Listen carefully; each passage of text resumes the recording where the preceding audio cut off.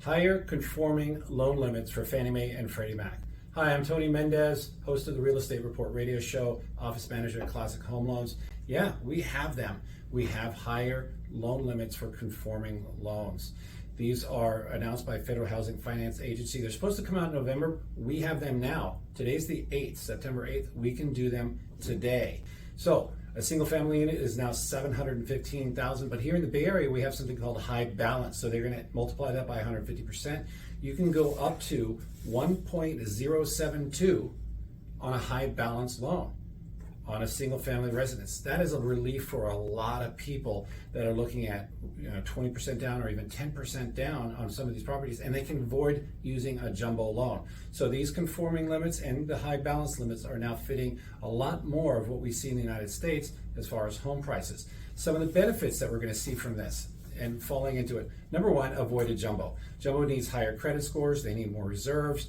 First-time home buyers have a problem as well. Not a lot of lenders do first-time home buyers without a ton of reserves. And then you have things like credit entries. You have to have a certain amount of credit entries per borrower. There's a lot of issues that go along with a jumbo loan. And you can avoid these by falling into your conforming limits. Some of the other benefits that go along with this, like I said, you can have lower credit scores into the 600s and still be able to put 5 or 10% down. You have the higher debt ratios. This is a big one. Higher debt ratios with Fannie Mae and Freddie Mac. They can go up to 50% in some cases where most jumbos, 95+% of those jumbo lenders, you can't go over 43%. So you can borrow more money. Rates, most of the time you're going to see better rates with, especially when you have a combination of low down payment or down payment period and credit score, you're going to have better rates compared to jumbo. So falling into those conforming loan limits really makes a difference there. Then you have what they call reserves. Reserves are what's left over after your down payment or what's left over after your refinance.